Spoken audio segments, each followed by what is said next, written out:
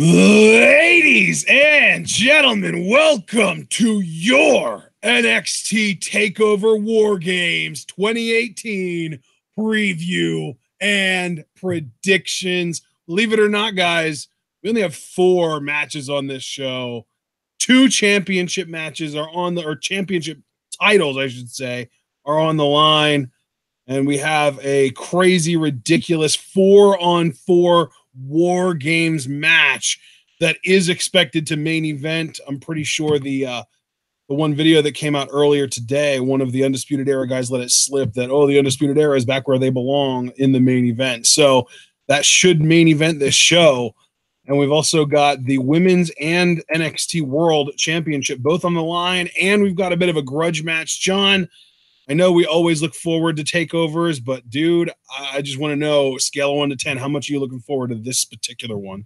Oh, brother, I know we usually start our preview predictions by kind of giving our hype levels. For me, I gotta say, you know what? Even though this feels like, because I mean, the main event's huge, make no mistake, but this does still feel almost like a bridging takeover before the really big stuff, because we're only a little ways away from the road to WrestleMania.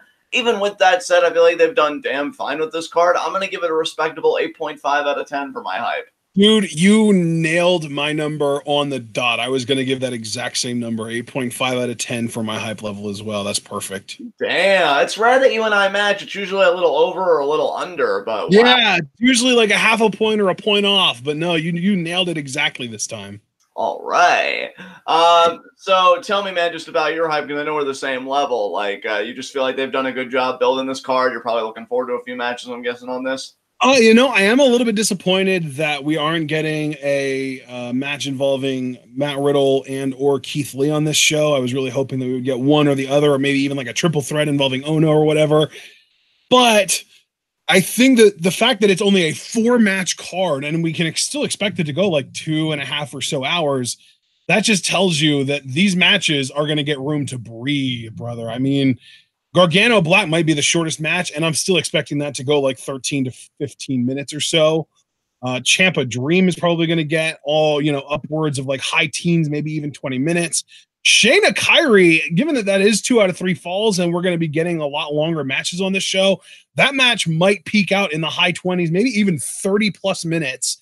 And then I'm fully expecting the actual War Games match to go for over a half hour, probably even over 40 minutes, honestly. So it's going to be a really, really loaded card. And these matches are going to get, like I said earlier, room to breathe. And I'm quite excited about that because that's not something we see often on TakeOver. Usually matches really kind of cap out around like the 21, 22 minute mark, but I'm expecting 2, maybe even 3 of these matches to go over that.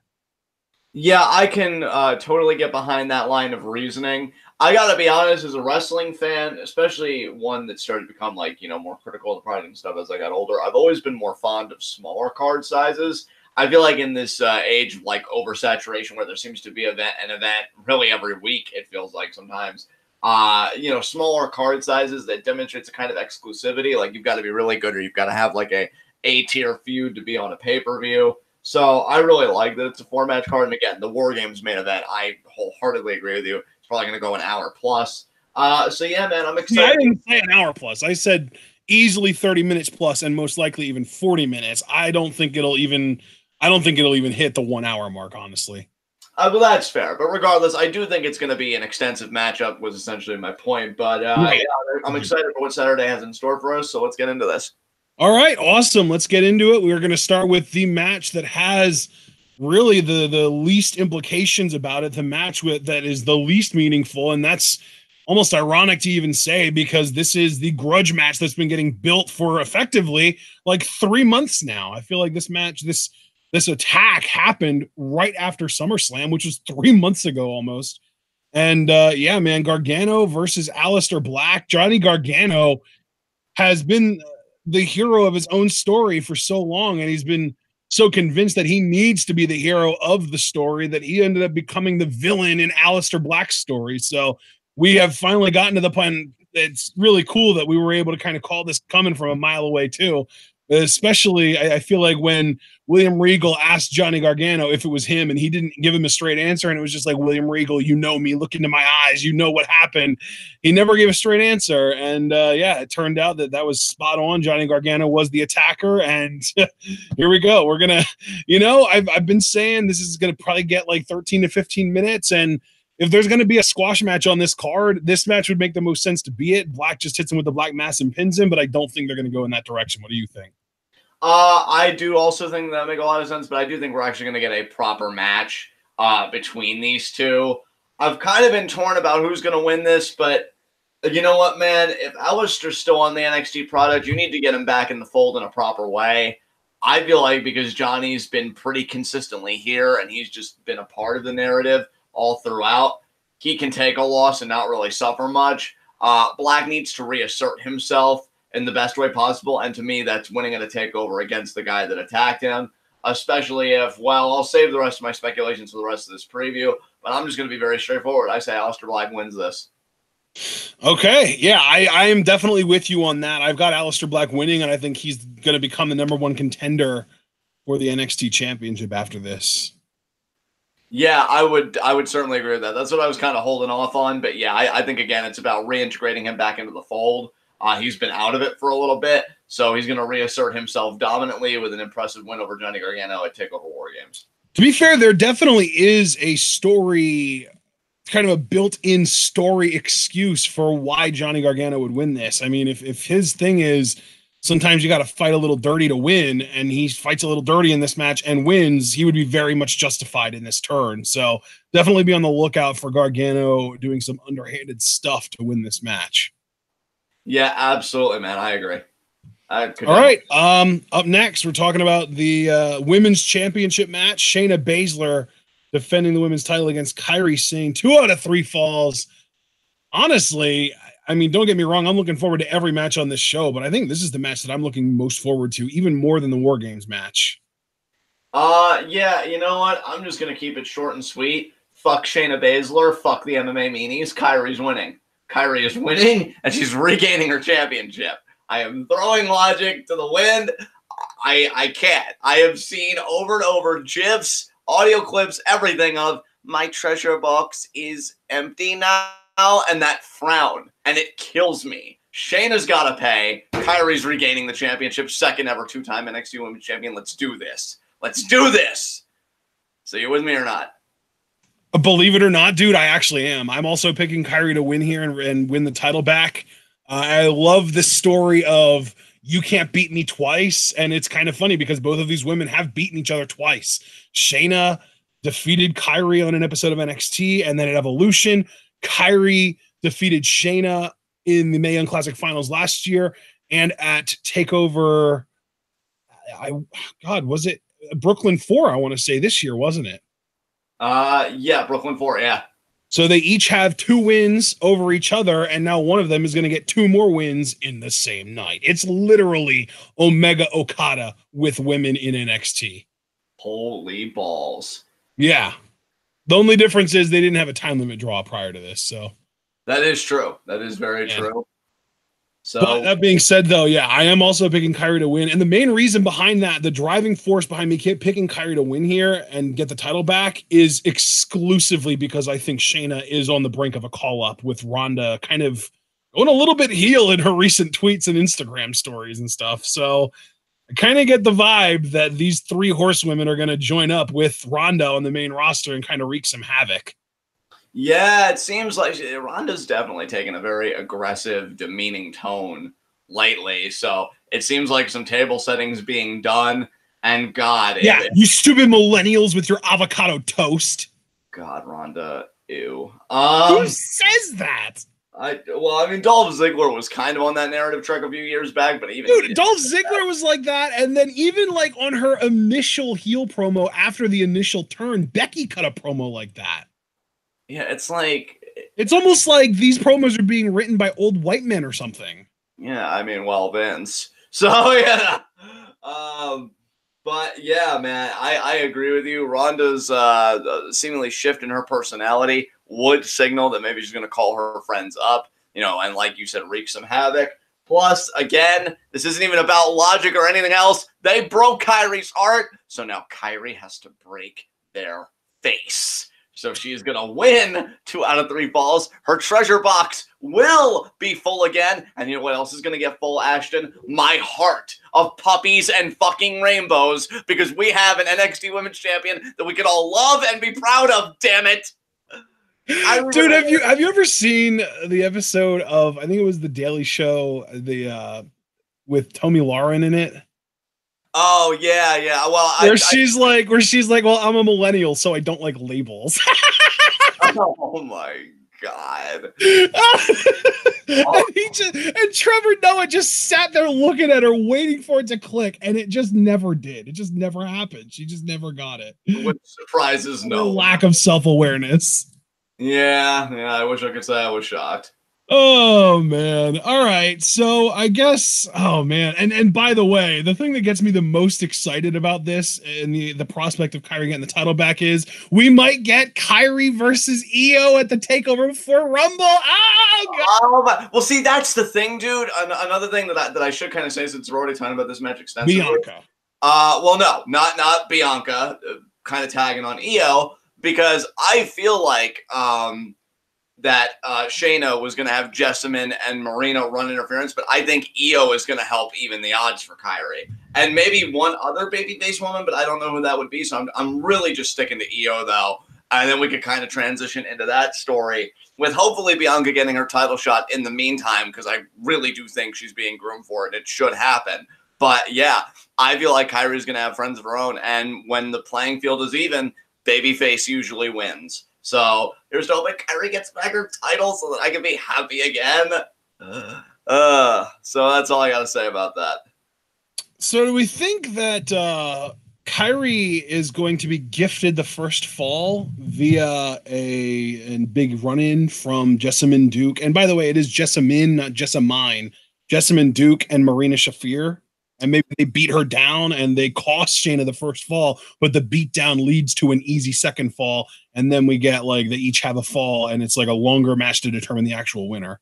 Did you point that out? Because I said it wrong, because I thought I said Jessamine. I was pointing that out because all of the preview predictions that we've been listening to for this show, there have been about like 25%, 30% of people pronouncing it like that. Oh, okay. Because I'm like, are you calling me out right now? Like, what? No, I don't think you've even said her name once since she debuted. I've been the only one that said it.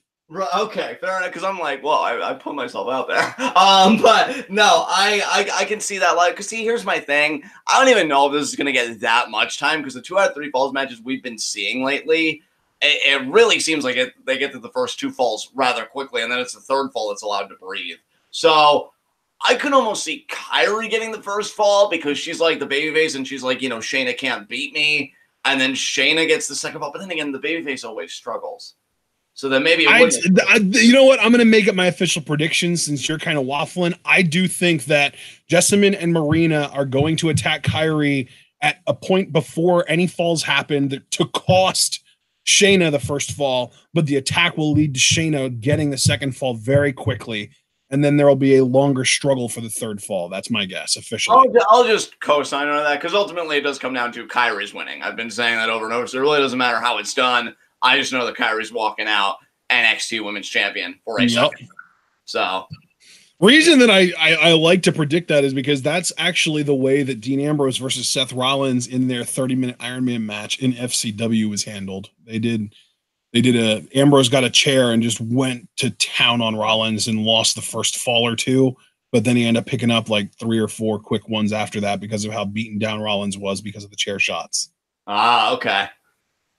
So I just have always liked that storytelling device ever since that match happened. And I think that was in like 2011, 2010, sometime around there. So it was a while ago. Up next, though, we've got our NXT World Championship match. Tommaso Ciampa the Ciampa versus Velveteen Dream. And God, this one, I want so badly to predict a title change, but I just can't bring it out. I just can't, in all good conscience, I just can't take the title off of Ciampa here. There's just, I love Dream, and I don't want him to get called up anytime soon because I feel like he still has a lot of growing to do, and it would stunt his growth to get called up too early. But at the end of the day, I mean, you would even say Ciampa Daddy, and I'm going to say it too. Ciampa Daddy retains and reigns supreme.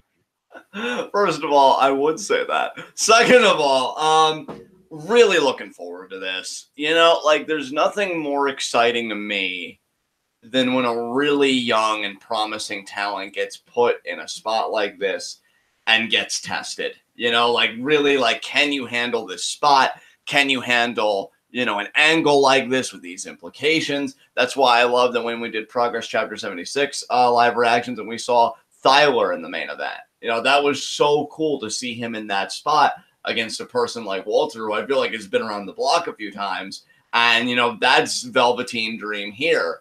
I will say, I did say a couple weeks back on NXT TWitWoW, the nitpick is now enforced. Lars should have been in this match. I think the real downside of this match is that Velveteen Dream, because I am picking Ciampa. Let me just get that out of the way right now. Ciampa is retaining. I love Velveteen Dream to death, but I do wish he would have been a bit more protected. I mean, Lars did pin him, and I really wanted to see more from these two guys. I felt like they're... You know what? I'm glad you're bringing that up, because that is a really shitty thing that happened. Because, like, yeah, sure, there might have been a distraction, but Velveteen Dream took a clean L 2 weeks before this match. Yeah, like, and that's the thing. I feel like it would have been better for the story if Lars would have been like, Mr. Regal, it is imperative that you add me to this match immediately. And, you know, he gets added, they do their thing, and Ciampa picks up the scraps maybe after, like, Dream hits the purple Rainmaker elbow, throws Dream out of the ring, picks a scrap on Lars and retains, and then these guys could do it, you know, either at another takeover or even an episode of NXT TV, where it's like they get a shit ton of time and they have a great TV match. There's nothing wrong with that. But that's not happening. And I feel like that's honestly kind of a disservice to Dream, because I've really enjoyed the story they've been telling. You know, Ciampa almost looking down on Dream, and Dream finally really being embraced by the people. And he's always been brimming with confidence. And I love the segment they did, obviously, with, you know, the elbow drop and posing with the title, mainly because of how into it the crowd was. To me, this is, can Dream come off as a main event guy when he's carrying something by himself, you know, with Ciampa, but it's not like a big ladder match of all these other guys or this or this or that. You know, can he put on a match that was similar in quality to the match he had with Aleister? I still think it's the best NXT match he's ever had. You know, can he top it when it matters? I'll be very curious to find that out, but unfortunately, this just really isn't his time. I absolutely think that Ciampa's winning. We've had upsets before in NXT. I just don't think this is going to be that kind of night. And I don't think there's going to be a rematch after this, so I have no idea what Dream does after this, which is funny that you mentioned that you don't want him called up, because I'm guessing you don't know what he does after this either. So it's always good to, like, put those feelers out, like, hey, you know, whatever you do, just don't go up there. So, yeah, we'll see what happens, but Ciampa will retain after hopefully a stellar outing between the two. Absolutely, man. Absolutely. I really hope that this is a, like, 4+ star match, mostly because that would mean that Velveteen Dream had a part in it. So yeah, just I really want to see, like, a big time step up as far as in-ring goes from Dream here in this match. But if you're asking me what the most likely outcome is, Ciampa's probably going to carry most of the match, and Dream's going to get in some of his sort of, like, throwback spots, you know, like the Rude Awakening and little stuff like that.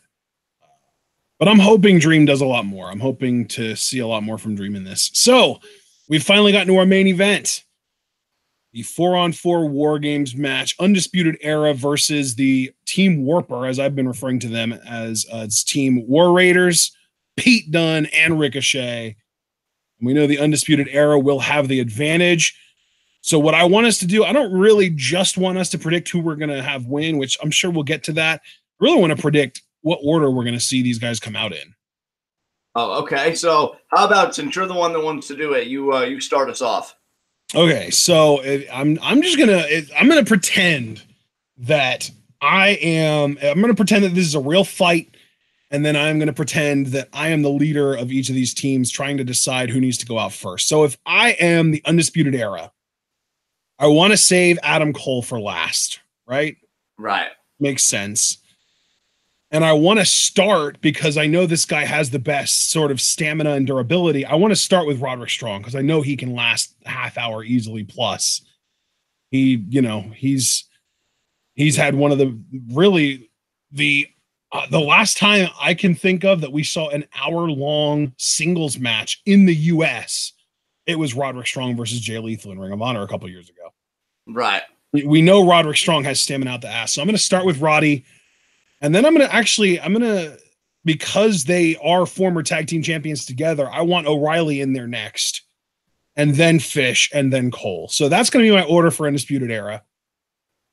For Undisputed Era, for Team Warper, again, based on like the stamina aspect, I think I really want to start this match out with Pete Dunne, because we've seen him go 20 plus easily in other matches, and namely matches involving Tyler Bate, who, I mean, if you can last 20 minutes with Tyler Bate, you're not human. So Pete Dunne will go first, and then I'll have the War Raiders come out. Boom, boom. We'll start with Hanson, then Rowe.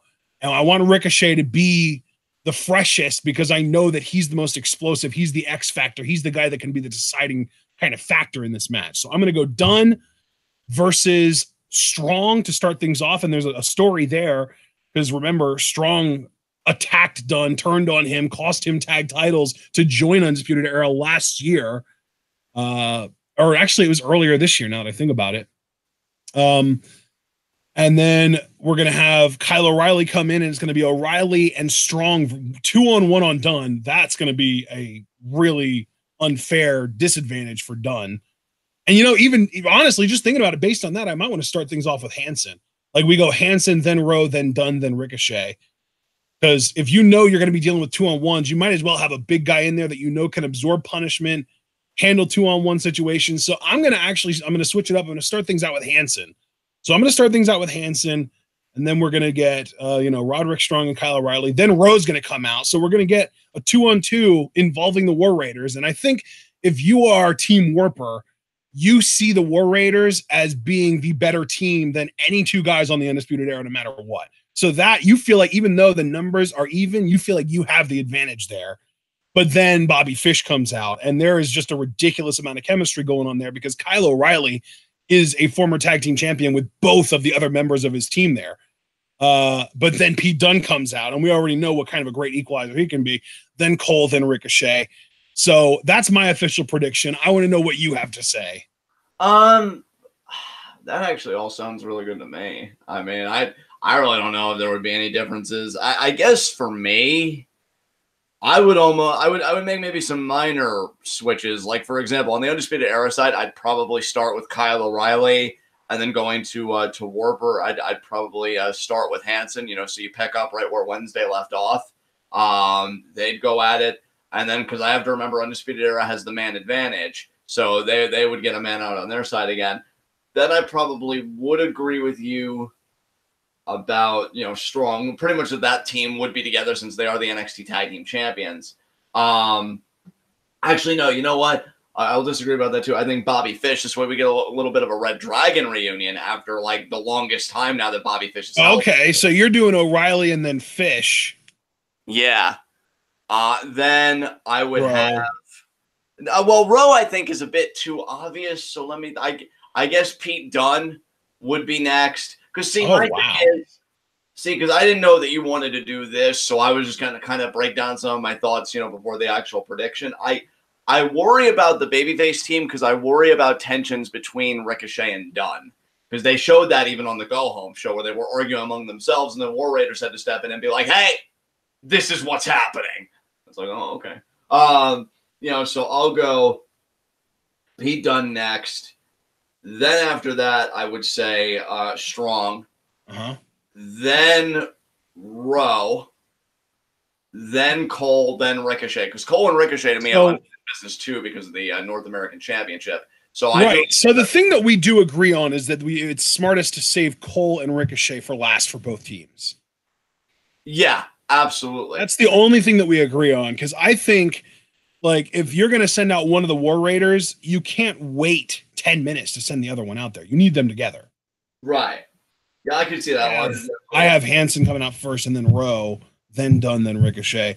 You are trying to get Ricochet and Dunne separated earlier, and you have Dunne coming out after Hanson, and then Rowe, then Ricochet, right? Yeah.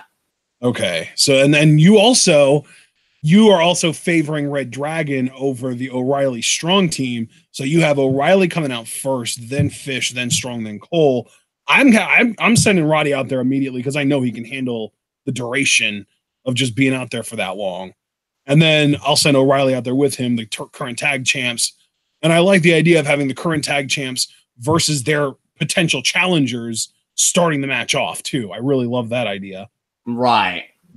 And then I'm sending Fish out there because we know Fish and O'Reilly have chemistry too. And then we're going to send out Dunne. And then, like, you and I agree that Cole and Ricochet should go out last. So that's our official predictions. We actually aren't predicting the same thing for that, but I'm curious if we're predicting the same thing as far as the actual winner of this goes, because this is a one fall to a finish kind of match. Right. So okay. So you're gonna let me go first. See, this is where I struggle again because I know everybody's so hyped about Undisputed Era, and it's their match and it's this and that, but they did get the man advantage. Yeah, I feel like I feel like a lot of people maybe they're being too simplistic in one way, and I'm being too simplistic in another way. But I look at it as the babyface is having something to overcome because not only the man advantage, but something that you really drove home on our NXT Go Home show, our TWitWoW review, was that they softened up both Hanson and Dunne. Dunne got chop blocked, and Hanson got his leg worked over most of the match. So I feel like the babyfaces have something to come back from. And can I just say, too, and I hate to be that guy, but I do have a nitpick with this match. I hate that no gold is on the line.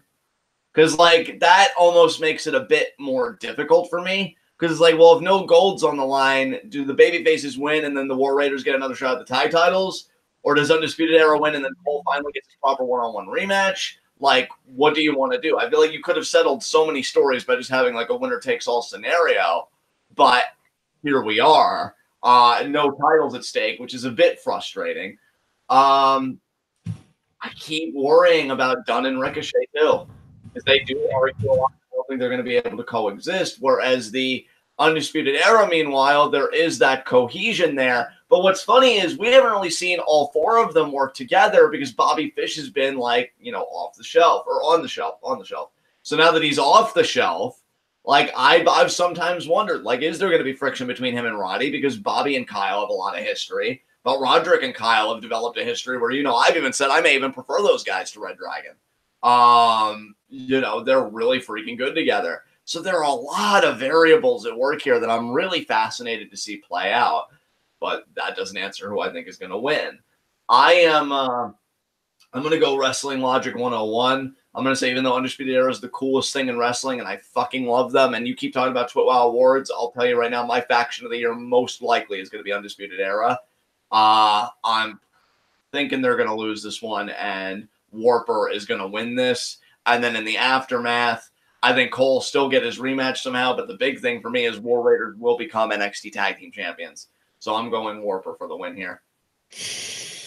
I definitely got to disagree with you on this. This is the first time, I believe, this entire show that we have disagreed on a result, because we both have Black beating Gargano, we both have Kairi winning the women's title, and we both have Ciampa retaining, but I have the Undisputed Era winning this match, and I have them winning relatively dominantly. Now, I'm not trying to say that, that War Raiders, Dunne, and Ricochet are going to look like complete scrubs, but I think that when it's 4-on-4, it's going to look like a 3-on-3 match with the Shield being replaced by the Undisputed Era, and obviously it'll be 4-on-4. I just think the Undisputed Era, even though it'll be even numbers by that point, I think that they will be isolating guys way better than Team Warper. I think that they are going to be taking advantage of the weaknesses that they just created this past Wednesday. I think that they are going to really focus on Hanson's knee and Pete Dunne's knee.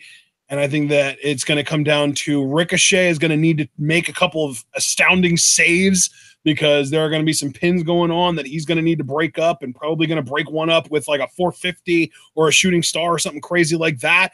And I think he is going to go for one on a pin, and it's going to be the guy moves, and it's going to be similar to that triple threat between him, Adam Cole, and Dunne, where he's going to hit the guy that was getting pinned, and then another member of the team is going to discard him, and then the guy that was getting pinned in the first place is going to get super duper pinned the second time around because they just got hit by a Ricochet move too. So I am going to officially predict exactly what TPA Cliff just said in chat, actually. Adam Cole pins Ricochet. Or no, not Ricochet, Dunne. Adam Cole pins Pete Dunne, because I think Adam Cole is more interested now in the UK title than the North American title, because he's already held the North American title, man. He's moving on from that shit. So Adam Cole just wants to take over the world, essentially. I've already owned North America. Please, John, as if he needs to try. If he was interested in taking over the world, he would have already. Now he just wants the UK title. It's okay. I mean, he does need to try because Johnny Mundo's still breathing, but I digress. I will say, no, it's an interesting disagreement. And here's my thing. So let me ask you this, since you already kind of like talked about how you're hoping like Velveteen Dream doesn't get called up, this and that. If Undisputed Era is winning and they're still taking care of business down in NXT, how much longer until they get called up?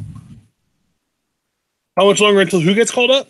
Undisputed Era. Do you think it's going to be like a Raw after Mania kind of deal?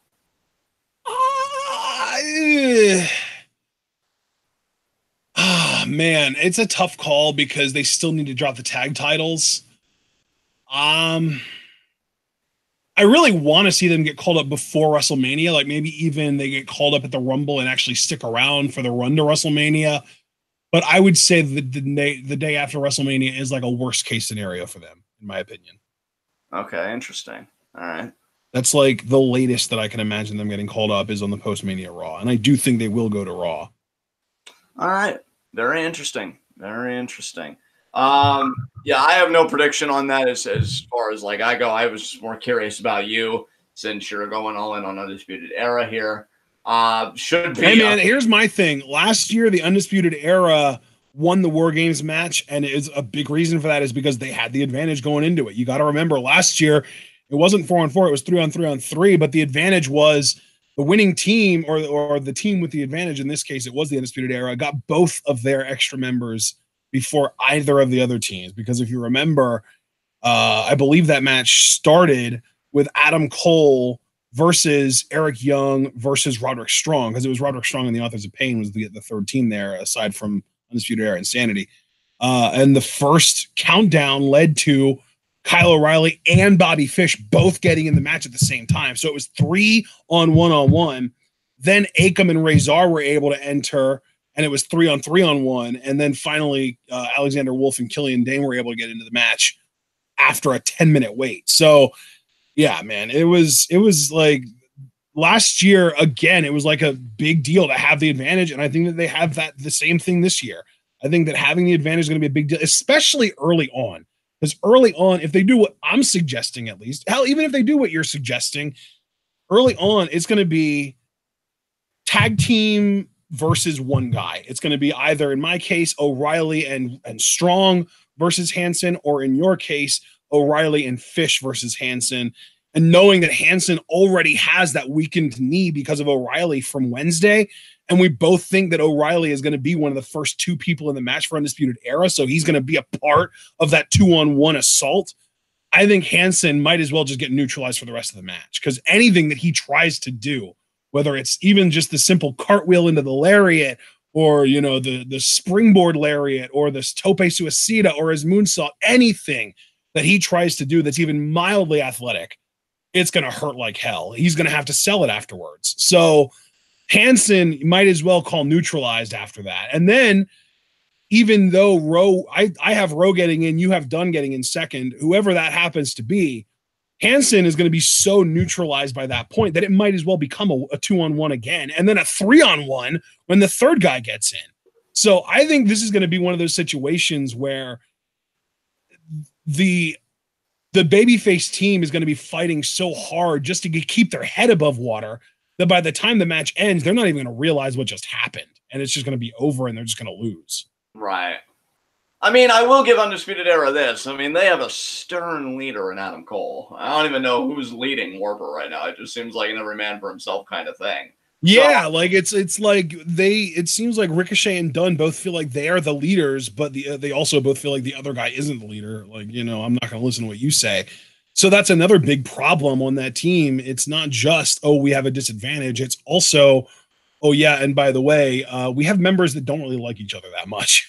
So, you know, yeah, I got to go with Undisputed Era on this one. I just think, despite the fact that Adam Cole's very self-conscious, having weighed in at 3,000 pounds, I'm pretty sure he'll be able to get his head in the game for this War Games main event. I'm sure it'll be fine. They'll be fine.